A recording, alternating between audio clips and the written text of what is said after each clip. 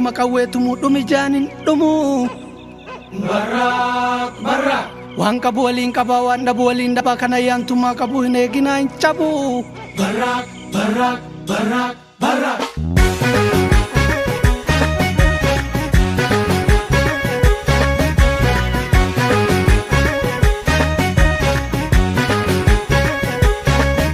gaafa guulaa nu guulchisa gaafa duulaa nu duulchisa waan galgala abbaa eeggatu yoo beekkatan guyyaan beekkatu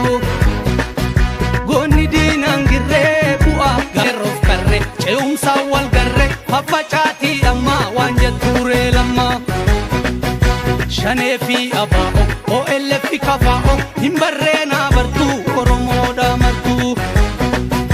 teephamaa mollite suphuuf yaaluu cite qeeduudhaa galmaa godhuuf qeeraa qalmaa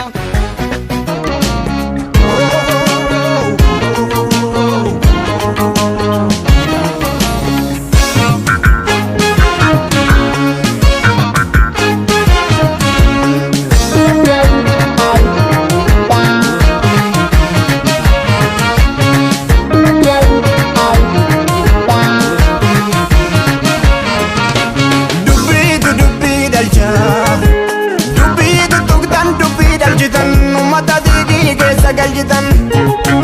kan dhugaaf dhiigaa turetu warra saalaan galfanne ati immoo bobbaafatte nagaa jira jettee keessi ishee boqonnaan arganne dubbii dalcha dubbii tuttuqtan dubbii dalchitan uummata diigii keessa galchitan kan dhugaaf dhiigaa turetu warra saalaan galfanne ati immoo bobbaafatte nagaa jira jettee keessi ishee boqonnaan arganne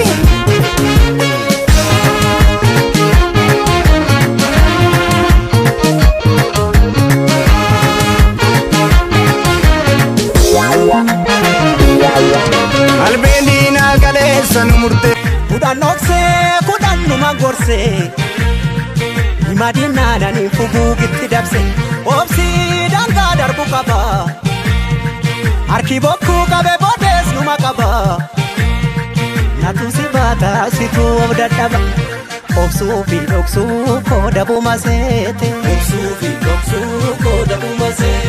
ni beekti garaan koosa kana goote sibiilatu kara dhugaan namaas galgala gala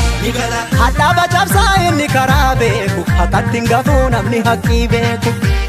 sangaan usnaan iyyite qacceen beekaa ribnaan yaadatti dawween eenyutu naa bubbuttaree nyaara keessi mul'u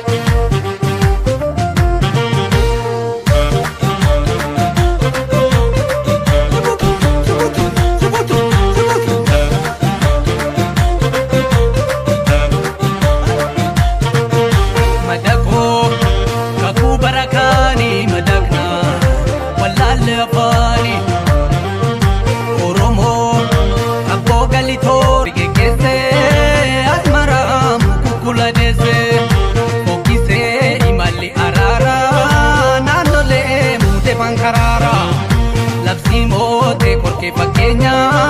biqiltuu kan dursu nageenya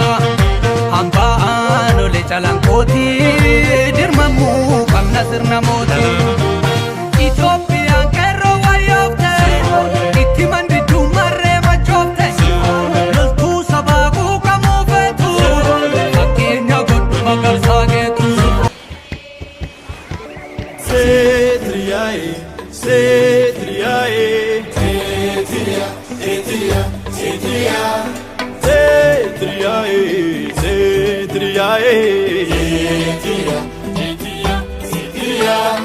Chora no bunno bae